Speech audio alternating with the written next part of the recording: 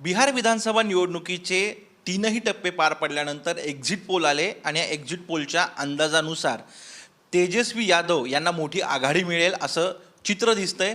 या सगळ्या अनुषंगानं चर्चा करण्यासाठी आपल्या सोबत आहेत आरजेडीचे ज्येष्ठ नेते जगदानंद सिंह, ते प्रदेशाध्यक्ष सुद्धा आहेत. जो अभी अनुमान आया है एग्जिट पोल के, उसके अनुसार तेजस्वी यादव वो सबसे आगे चल रहे हैं. क्या आपकी इस बारे में आपका विश्लेषण है और आपकी राय क्या है?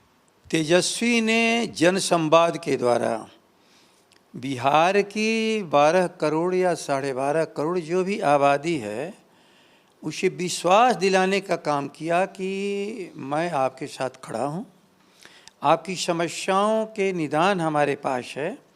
समस्याओं की पहचान उन्होंने की और उसके कम शब्दों में जनता के सामने प्रस्तुत किया कि आपकी कमाई, आपकी पढ़ाई, आपकी सिंचाई, आपकी दवाई, ये सारे मुद्दों पर राष्ट्रीय जनता दल की स्पष्ट राय है. बेरोजगारी से जूझते हुए बिहार को इस बेरोजगारी की सबसे बड़ी समस्या से निजात दिलाने का उन्होंने आश्वासन दिलाया. एक ये लड़ाई हमें ये भी देखने को मिली, नीतीश कुमार जो कि लालू प्रसाद यादव जी के प्रतिस्पर्धी थे, उनके साथ उन्होंने लड़ाई की. ये इतना आसान नहीं था. तो आप इसको किस तरह से देखते हैं? एक 30 साल का नौजवान एक 15 साल तक सीएम रहने के, जो सीएम रहे उस व्यक्ति को चुनौती देता है. 15 साल में वो जनता की भावनाओं के साथ खिलवाड़ किया. जितनी समस्याएं हम हल करने की बात कर रहे हैं, ये समस्याएं नीतीश ने पैदा किया है. जब समस्याओं के पैदा करने वाले और समस्याओं के दूर कर निदान तलाशने वाले नेतृत्व के बीच में जनता को जब चयन करना होगा तो समस्या को पैदा करने वाले को कभी भी तरजीह नहीं मिल सकती. समस्याओं की समझ, समस्याओं को दूर करने का रास्ता और भविष्य को, बिहार को सही रास्ते पे लाने के लिए तेजस्वी ने जो संकल्प व्यक्त किया और सामने स्पष्ट नक्शा, स्पष्ट रास्ता बताया, वो बिहार की जनता को पसंद आया.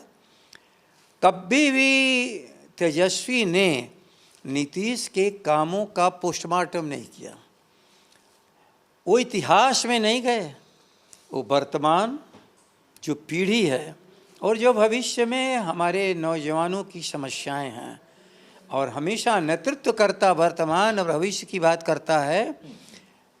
श्री नीतीश कुमार अपनी समस्याओं को पैदा किया, उसी में उलझ के रह गए और उस उलझन को दूर करने की बात तेजस्वी ने कहा. स्वाभाविक है कि पीड़ित इंसान जिस पीड़ा को वो भोग रहा है, यदि उसे दूर करने के लिए कोई सामने आकर के एक नौजवान स्पष्ट रूप से, तो उसके उम्र का सवाल नहीं और अनुभव का सवाल नहीं, क्योंकि जिसको समझ है समस्या की वही सचमुच अनुभवी है और जिसने समस्या पैदा किया वह तो कूड़ेदानी में जाने के लायक है ही. यही बिहार की जनता ने इस बार फैसला दिया. उन्होंने आखिरी सभा में जिक्र भी किया कि मेरा ये आखिरी इलेक्शन है.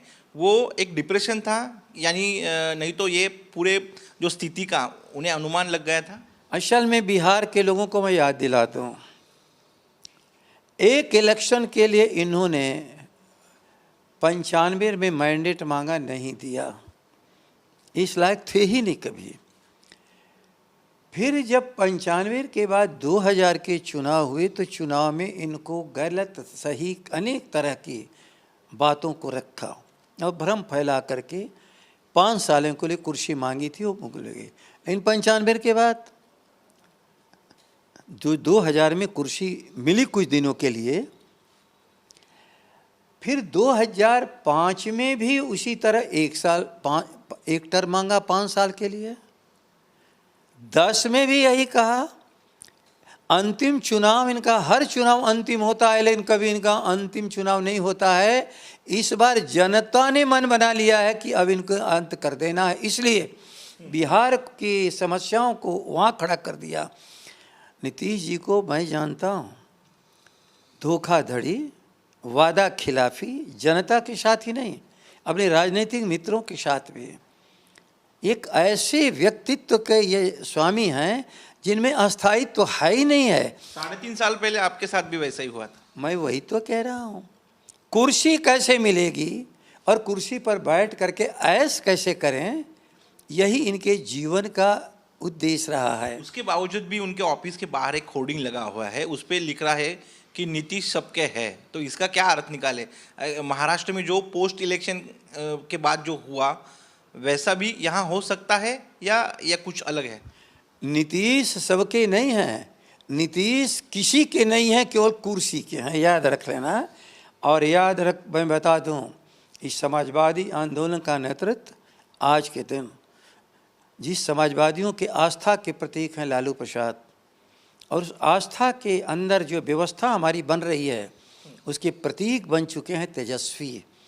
किसी के साथ ऐसे लोगों को जिन्होंने हमेशा व्यवस्था को तोड़ा और जनता को ठगा है, राष्ट्रीय जनता दल कभी उनका साथ और सहयोग नहीं ले सकता। और महाराष्ट्र के तर्ज पर कल्पना ही हम नहीं कर सकते। महाराष्ट्र महाराष्ट्र है, बिहार बिहार है। बिहार स्वर्गीय कर्पूरी ठाकुर का, डॉक्टर राम मनोहर लोहिया के रास्ते पर चलने वाला बिहार है। और महाराष्ट्र से समाजवादी आंदोलन के सभी हमारे बड़े और महान नेता खत्म हो चुका, समाज वहाँ समाप्त है, वहाँ समाजवाद नहीं है। इस बिहार में समाजवाद जिंदा है। अभी जो इलेक्शन के बाद हुआ पोस्ट अलायंस, वो यहाँ पे संभव है या स्पष्ट बहुमत मिल जाएगा? कोई आवश्यकता नहीं पोस्ट अलायंस का। जनता यदि हमें मौका देगी, हम जनता के हितों के लिए राज्य चलाएंगे।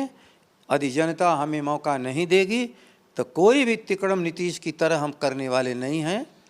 भाजपा के साथ जाना ही नहीं है। नीतीश को हमने नकार दिया है।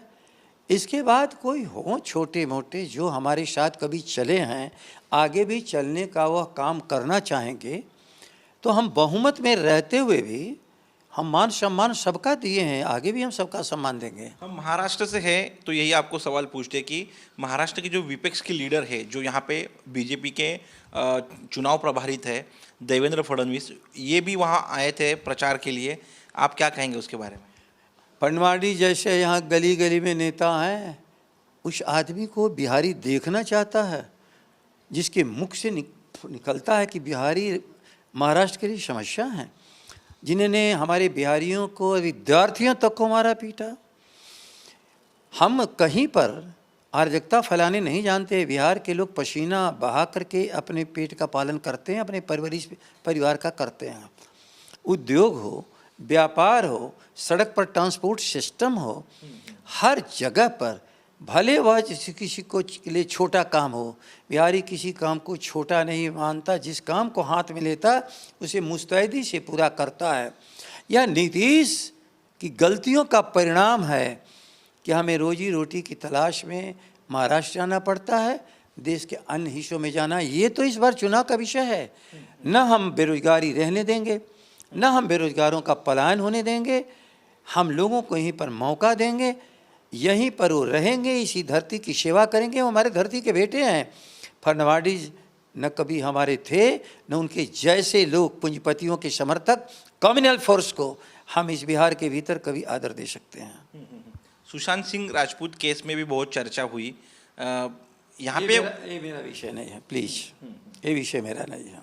ठीक है, आपको शुभकामनाएं रिझल्ट के लिए। धन्यवाद धन्यवाद। तर हे होते सिंग, ज्यांनी आपल्याला सांगितलं की ज्या पद्धतीने ह्या निवडणुका लढल्या गेल्या त्यामध्ये स्पष्ट निकाल हा आरजेडीच्या बाजूने लागेल। विशेषतः कुठल्याही राजकीय पक्षासोबत पोस्ट अलायन्स, म्हणजे जे महाराष्ट्रामध्ये निवडणुकीनंतर झालेलं होतं, अशा प्रकारच्या आघाड्या करण्याची वेळ येणार नाही आणि स्पष्ट बहुमत आरजेडीला मिळेल असं सिंग यांचं म्हणणं आहे। कॅमेरामन सुमितसह अमोल कविटकर, साम टीव्ही, पटना, बिहार।